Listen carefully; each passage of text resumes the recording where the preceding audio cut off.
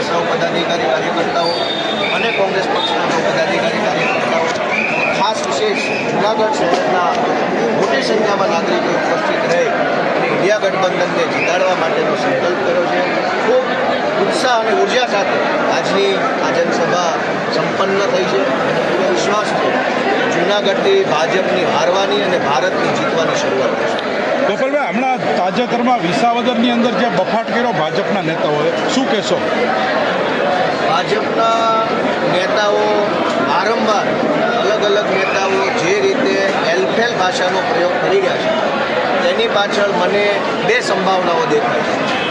એક કે આ એક ષડયંત્રના ભાગરૂપે ભાજપ પાર્ટીમાંથી જ નક્કી થયું હશે કે બધા જ નેતાઓએ અલગ અલગ સમયે અલગ અલગ જાતિને લઈ અને એલફેલ બફાટ કરી અને ગુજરાતમાં ઉશ્કેરાટ ફેલાય, લોકો વચ્ચે ઉશ્કેરાટ ફેલાય, વૈમનસ્ય ફેલાય, એવું કોઈ ષડયંત્ર ભાજપે જ નક્કી કર્યું હોય અને ષડયંત્રના ભાગરૂપે બધા નેતાઓ વારાફરતી આવું બોલતા હોય એવું એક બની શકે. અથવા તો આ જે કંઈ બફાટ કરવાવાળા લોકો છે એમની પાસે બફાટ સિવાય કોઈ સારી વાત, સમજણભરી વાત, લોક ઉપયોગી વાત નહીં હોય એટલે એમના બફાટને વારંવાર એ લોકો કરી રહ્યા છે.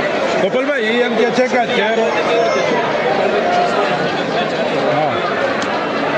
જે ક્ષત્રિય સમાજ છે એણે વર્ષો સુધી ગુજરાતમાં ભાજપને સહયોગ આપ્યો, બધી ચૂંટણીઓમાં મત આપ્યા, સહયોગ આપ્યો, પ્રેમ આપ્યો, બધું આપ્યું.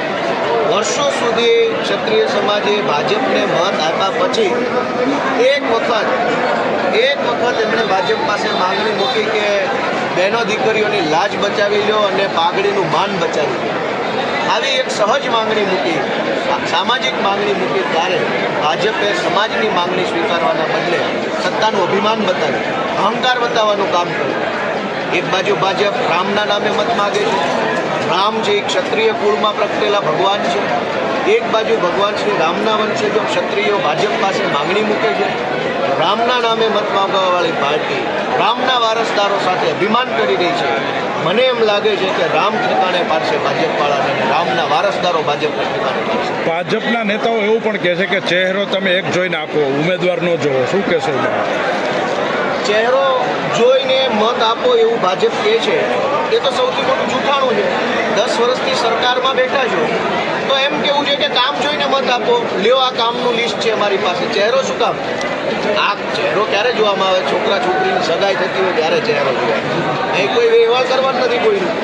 કામ જોઈને મત આપો, કામ જોઈને મત માગો. 10 વર્ષથી સાંસદ છો તો 10 વર્ષની અંદર કયા 10 મુખ્ય કામો કર્યા, કઈ 10 મિટિંગોમાં હાજરી આપી, પાર્લામેન્ટની અંદર કયા 10 મહત્વના પ્રશ્નો ઉઠાવ્યા, એનો હિસાબ આપો જનતાને. ચહેરો કોઈનો જોઈને મત નથી આપવા, કામ બતાવો. કામ જોઈને મત આપે જનતા, કામના નામે મત માગો, પણ કામ તો કોઈ સારા કર્યા નથી, ઉપરથી બફાટ કર્યા છે. એટલે હવે અંતિમ ઉપાય તરીકે મારો ચહેરો જોઈને આપજો, ફલાણાનો ચહેરો. જનતાએ નક્કી કર્યું છે જનતા પોતાના દીકરા દીકરીઓનો, બાળકોનો ચહેરો જોઈને મત આપશે. કેસ પણ કંઈક છે, ભાજપના જે ઉમેદવાર છે એનો પર કોઈ કેસ પણ ચાલુ છે. એ કયો કેસ છે મારી પાસે? 306નો કેસ ચાલુ છે અને તેઓએ સમાધાન નથી કર્યું, કોઈ બહાર નથી. શું કહેશો? લોહાણા સમાજના જે પેલા અતુલભાઈ ચાંગે, જોઈએ તો ભાજપમાં તો ટિકિટ મેળવવાની લાયકાત જ આ કેસ કબાડાવાળા હોય છે. કેસ ન હોય એને ક્યાં ટિકિટ હોય કોઈ ભાજપમાં આવે? મારામારીની, લૂંટફાટની, ચેક રિટર્નની, બળાત્કારની, ચોરબાજીની, માફિયા વેડાની 2-5 ફરિયાદો હોય એને વહેલી ટિકિટો મળે. સીધો સાદો સહજ માણસ હોય એને ટિકિટો નથી મળતી. એટલે જો આ સાંસદ સભ્યો પર કેસ હોય એનો મતલબ એમ કે ભાજપમાં એની કેસની લાયકાત ધ્યાને લઈને એમને ટિકિટ આપી કે આ ટોળ કબાડા બાજુ મારા મારે છે. ખાસ કરીને કિરીટ પટેલ જે બફાટ કર્યો છે તે રૂપાલાવાળી થવી જાવ જુનાગઢમાં, શું કહેશો? રૂપાલાનો જે વિવાદ હતો તેમ જુનાગઢમાં વિવાદ એ તો થશે? વિવાદ તો થવો જોઈએ, ન થવો જોઈએ મારું કામ નથી, પણ જે માણસને દુઃખ લાગે, આઘાત પહોંચે એ પોતાની રીતે આગળ વધી શકે. અવારનવાર